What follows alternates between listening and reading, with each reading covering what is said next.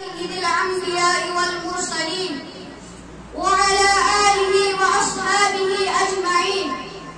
أما بعد، قال الله تعالى في القرآن المجيد: أعوذ بالله من الشيطان الرجيم، بسم الله الرحمن الرحيم. قل هل يستوي الذين يعلمون والذين لا يعلمون؟ قال النبي صلى الله عليه وسلم: طلب العلم فریضۃ علی کل مسلم. محترم اساتذہ کرام، عزیز طلبہ اور میرے ساتھیوں، السلام علیکم ورحمۃ اللہ وبرکاتہ. آج کا میرا موضوع ہے علم کی فضیلت اور حالات حاضرہ میں اس کی ضرورت. ابھی میں نے آپ کے سامنے ایک آیت کریمہ پڑھی جس میں اللہ تعالیٰ فرماتے ہیں: قل هل يستوي الذين يعلمون والذين لا يعلمون. کہہ دیجئے کہ علم والے اور جاہل برابر ہو سکتے ہیں. اور ایک جگہ اللہ تعالیٰ فرماتے ہیں: يرفع الله الذين آمنوا منكم والذين اوتوا العلم درجات. اللہ تعالیٰ تم میں سے ایمان والوں اور علم والوں کے درجات بلند کرتا ہے. رسول اللہ صلی اللہ علیہ وسلم ارشاد فرماتے ہیں: طلب العلم فریضۃ علی کل مسلم.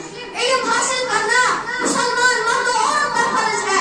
اور ایک جگہ رسول اللہ صلی اللہ علیہ وسلم ارشاد فرماتے ہیں: ما سلک طریقا یلتمس فیہ علما سہل اللہ لہ بہ طریقا الی الجنہ.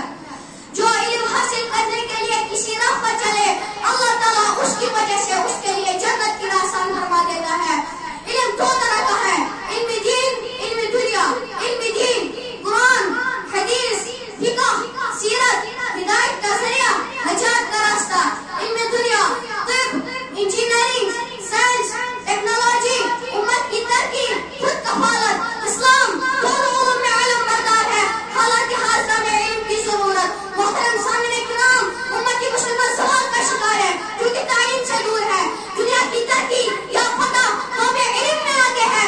بچے وقت ضائع کر رہے ہیں موبائل گیمز اور سوشل میڈیا میں. مسلمان تعلیم و تربیت میں پسماندہ ہے. یہی وجہ ہے کہ ہم غلامی میں جی رہے ہیں. علم کے بغیر بے شمار نقصانات ہیں، جیسے کہ علم کے بغیر جہالت پھیلتی ہے، معاشرے میں خود و فساد پھیلتا ہے، بے روزگاری، بدامنی اور غربت پھیلتی ہے، دین کا غلط فہم پھیلتا ہے. میں ایک واقعہ بیان کرتا ہوں جنگی بدر کا. ہمارے اسلام میں علم کی کتنی فضیلت اور اہمیت ہے. جنگی بدر کے جن قیدیوں کے پاس فدیہ نہیں تھا تو ان کو حضور صلی اللہ علیہ وسلم نے فرمایا: جو قیدی مسلمانوں کو پڑھنا لکھنا سکھائے گا وہ آزاد ہو جائے گا. یہ علم کی اہمیت کی ہے. اسلام میں ایک دشمن بھی اگر